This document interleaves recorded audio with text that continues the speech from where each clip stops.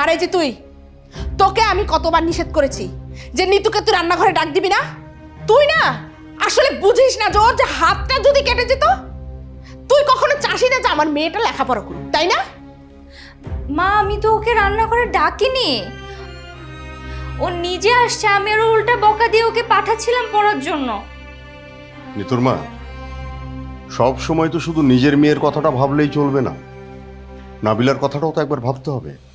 নাকি সে সৎ মেয়ে বলে এই যে বাড়ির পুরো কাজ এক হাতে সামলাই, কই তখন তো কোনো সমস্যা হয় না। আর তোমার মেয়ে কিছু করতে গেলেই নানান ধরনের সমস্যা হয়, তাই না? কি বলতে চাও তুমি?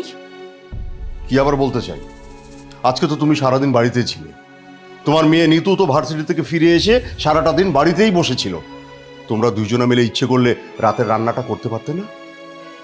তুমি জানো না যে আমি রান্না করি না? বাবা থাক না, আমি রান্না করছি তো, মার সাথে শুধু শুধু ঝামেলা করার দরকার নেই। শুনছো শুনছো কি বললো? মেয়েটা সারাটা দিন অফিসে খাটুনি খেটে বাসায় ফিরে এসে আবার এই পুরো সংসারের ঘানিটা তাকে টানতে হয়। আর তুমি তুমি কি করো?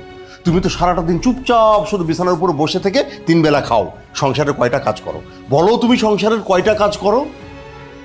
মেয়েকে আহ্লাদ দিচ্ছ না? বেশি আহ্লাদ দিও না। আহ্লাদ দেওয়া কিন্তু ভালো না, পরে পস্তাতে হবে।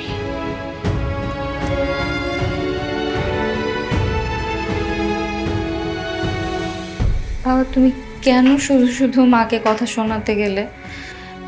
আমি তো এগুলো করতে করতে অভ্যস্ত হয়ে গেছি, তাই না? আরে সবই জানি, আর ঝামেলা কি আমি সাধেই করি? দেখ না, ওরা তো সারাদিন বাড়িতেই ছিল, ইচ্ছে করলে এই কাজটা করতে পারতো না। অথচ দেখ, তুই অফিস থেকে কত খাটুনি খেটে বাসায় এসে আবার এই সংসারের সব কাজগুলো এক হাতে সামলাস। মারে, তোর এই কষ্ট যে আমি আর সহ্য করতে পারি না। সমস্যা নেই বাবা, আমি এগুলো এনজয় করি। এটা তো আমার নিজের বাড়ি, কাজ করতে কিসের সমস্যা? আর আমার রান্না করতে খুব ভালো লাগে।